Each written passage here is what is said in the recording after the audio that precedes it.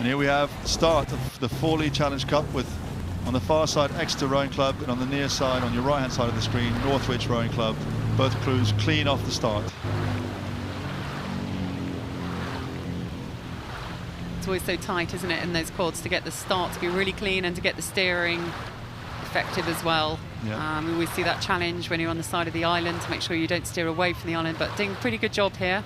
Yeah. And pretty close coming out of the island from both Northwich and Exeter. Exeter about canvas up. Both crews now will be transitioning into some sort of sustainable rhythm they can do for the first full 2,112 metres. Both crews sculling well, and now they should be settling to something. Doesn't seem like Northwich have let Exeter get away with any more. See what happens in the next 2 or 3 minutes. So still going really high coming at the start. Both crews really fighting, knowing that they want to try and get the advantage if they can. And certainly Northwich, we can see, are just a tiny bit down, but not wanting to let that increase at all. So really good race here. So this Exeter crew there's been 5 of them. They've been mixing in and out of this boat all year, and the 3-man Ed Fuller was the gold medalist in the single scull at national schools, and he's come in to strengthen this quad. Seems to have made a bit of an impact. They came 8th in national schools, and here we have Northwich, who were 9th in national schools. So they've raced each other before.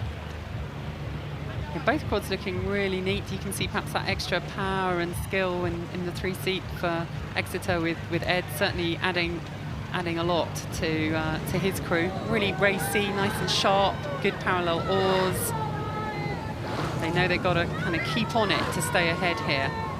Yeah, I really like the way it looks like they're spending a lot of time pushing the boat. It feels like the blades are under the water for a long time in the Exeter crew, and they're getting some free speed for that effort. We see the Northwich crew again. They're putting in the pushes. They're going to try and give all they can. This is the final for them. They have to do their full run-in to see if they can put any pressure on Exeter. It's interesting, both crews having to steer. You wonder whether there's a bit of a crosswind and the crews having a bit of a difficult time steering. Here we go, Exeter steering again, back into trying to stay off the booms. Challenging in these fast boats, and again, Exeter and Northwich, they're not locals to Henley, so they won't have perhaps had a huge amount of experience steering here. And that's also what Wednesday is about. It's about learning to steer well, because that's an important point. So you're not losing any energy by steering, but you can focus on your best race. Yeah. And here we have Northwich, really a racy, aggressive crew. They've got the rate quite high, really still attacking this, just trying to see if they can pick off the spoils from Exeter. But neither of these clubs have ever won Henley, so this is one of them gets the opportunity to race again tomorrow. It is deceptive, isn't it, Kath? Because it looks like there's lots of space, but when you're actually racing there, it's quite hard. It never feels comfortable. It never feels comfortable. Whilst it's always good to be up and looking back on the crew, you want to finish the job, finish it well, make sure you're prepared for any surprises. Really smart rowing from Exeter. Yeah, really good result here for Exeter Rowing Club, coming through the line a few lengths up on Northwich Rowing Club. Really great rowing from both crews. There's Northwich Rowing Club.